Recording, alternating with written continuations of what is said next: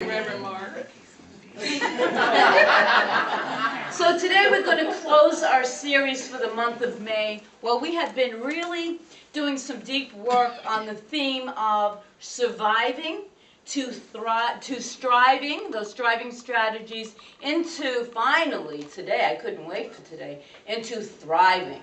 Because that's what we're going to speak about today. We're going to speak about thriving and what that is and how we can really deepen into that. So this has been a really powerful series for me, and I hope it has been for those of you who have been here for the 5 Sundays that we have been clarifying what all of those different modes of operating are.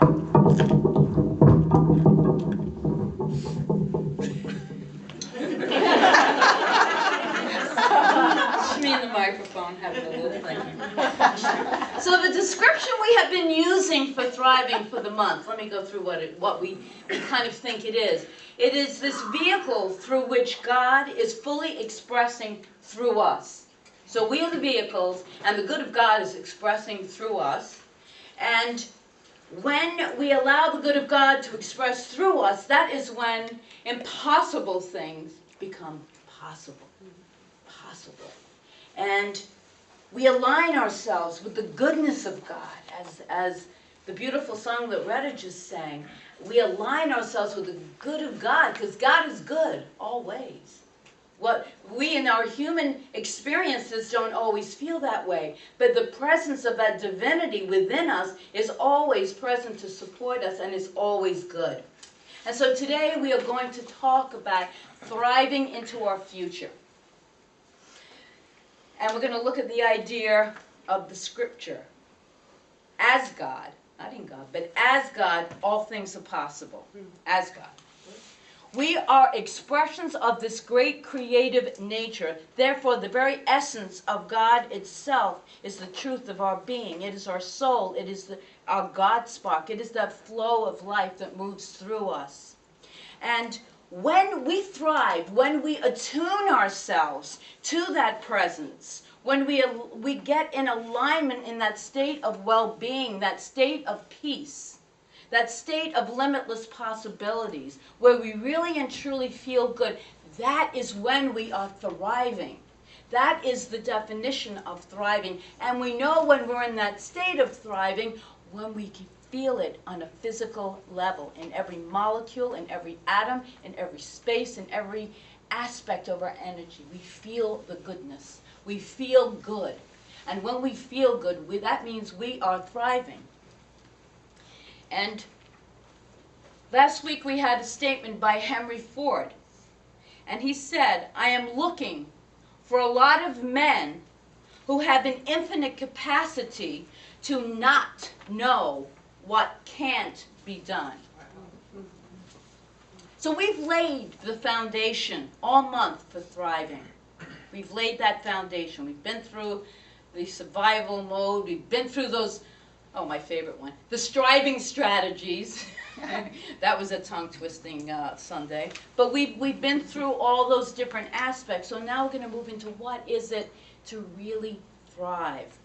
And we're going to make 3 declarations here, and we spoke of them last week, so I'm going to remind you, and they're in my newsletter. Declaration number 1, this is from last week. I declare the possibility that what is possible is what I say is possible. And that declaration, for me this week, as many of you who opened your newsletter, because I can say who opened it. I don't go looking at the names, but I see the numbers. And I like when it goes above 50%. But anyway.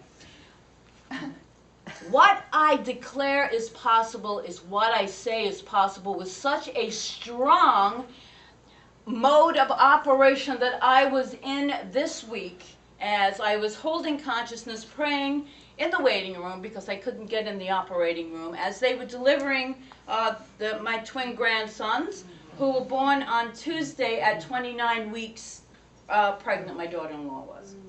So I was very deeply aware. I was thinking of the statement, because we just made them last week, and I wasn't going to the place of well, I'm completely surrendering the outcome to God. Now, I got into the specific. These are healthy, thriving, active, feisty little baby boys. That was my prayer that I held the whole day, basically. And I'm still holding now, along with our practitioners. We are holding these little guys in prayer. So, what seemed like the impossible became the possible. And so Colin, who is the older brother, came in at 1 pound 12 ounces. Aiden, who is the youngest, came in at 2 pounds 1 ounce. And these guys, let me tell you something. I have God bumps all over me, because if I were to have another month of this kind of a theme of surviving, of striving, of thriving, what could have been a better example than to see these little guys, these little teeny guys who they're alive and they're well and they're beautiful. And, you know, they're going through their different modes of operating. Sometimes they're surviving, you know, and sometimes they're just striving. But I see them also, and I see when I visit them, that they're thriving. They are thriving. So this is all, to me, the most beautiful example of these modes of operating that I have been speaking of. And yesterday, to watch my son hold, he's been waiting a long time for a baby, and now he's got 2. To watch him hold his baby, one of them, Aiden, for the first time, with tears just streaming down his face, was absolutely beautiful, and I did video it. So I won't put it on YouTube. It's kind of personal, but it was just such a beautiful, beautiful moment of capturing thriving. This was a thriving moment, and this baby was at such peace. Such peace, being held in first mommy's arms and then in his daddy's arms. Such peace. So that's the first declaration that I really use. I'm telling you, we talk about this spirituality as being a usable, practical spirituality. So I want us not to come here and listen to a bunch of really pretty words being spoken and some really nice ideas being shared. But let's take these principles, these theories, these ways of being, and practice them. Use them in the world. See if they work. If they don't work, find something else. And if they work, let them deepen. Let them deepen. Because that way you move from being in that surviving, striving mode of life into a way of just thriving, being at peace. Declaration number 2. Who I am is the stand I take. That was our second declaration. And this declaration, it displaces the old way of being and makes room for a new one. When you commit to an unknown future, because, you know, the future is in the unknown, but that's also where the good of God is, remember that. You are taking a stand by committing to the future. And by taking a stand, you are committing yourself to continuously act consistent with the possibility that you declared from the moment that declaration is spoken. I'm going to get into that later on today.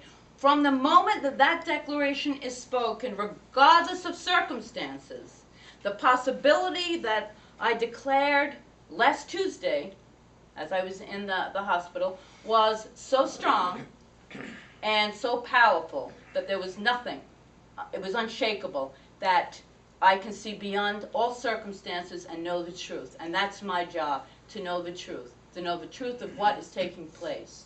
That I don't care what it looks like. And we can do this in our everyday life. Because things, you know, like we said last week, life happens. And sometimes we get stuck in this is the way it should be, and this is the way it should not be. Well, life does happen, but that's when we have the choice. We have the choice to decide where we're going to be in our holding of our thoughts, our thinking. So thinking in that up-leveled manner of Who I am is the stand I take. And I took the stand for power and healing. Declaration number 3. There is no fixed ways that things should or should not be. They just are. And this is a complete letting go of control. It's where we really give it up to God. We say that all the time. But what we're giving up is the resistance. That's surrender. We're surrendering resistance, making things happen the way we think they should happen, forcing upon it. Now, I was really able to do 1 and 2, and then I thought a lot about 3, about statement number 3, and I held an openness that God's good was working in a specific way. But if it did not, if it would have turned out differently, then again, I get to an outcome where I choose how to respond. And I'll tell you, 4 years ago in July, it didn't turn out this way. They lost their baby. So I had to choose then how to respond, how to be. Because life just happens. We set the intention, and we can't force things to happen. Sometimes they just happen the way they happen. And then we have the choice to choose how we're going to respond to that. So life isn't always, it's a bowl of cherries. It's not always like this, wonderful, joyful. Sometimes challenges come up, and we need to honor and respect ourselves when those challenges come up, and know that we can always choose a higher thought. We can always choose to go to God, because that God is within us all of the time. So today we take a stand to thrive into the future, to be the vehicle where the impossible becomes the possible, to be the creator, the inventor of our future, not just the goal setter. Like that? The inventor of our future. And that's from Tracy Goss's book that we've been using for this whole month series. Her book, The Power of Something. She writes. I live in the now. And Don Ruiz said that, if you're living in the now, you don't have, he said it's a great way to, if you can't remember things, it's because you're living in the now. That was the past. So right here, right now, she wrote in her book, an invented future is a place to come from into the present, rather than a goal, which is a place to get to from the present. An invented future is unrelated to the past. So when we invent our future, which we are always doing consciously or unconsciously, we do it now. We do it in this present moment. And so it's a place to get to from here. That's the goal. The invented future is the place to come from. So coming from that thriving way of operating. And one of my favorite statements of Ernest Holmes from Science of Mind is, he writes, because we fail to realize that principle is not bound by precedent, which is a Science of Mind term that is very, very, very famous. And I'll explain that later. That is a wonderful, wonderful quote. Principle is not bound by precedent.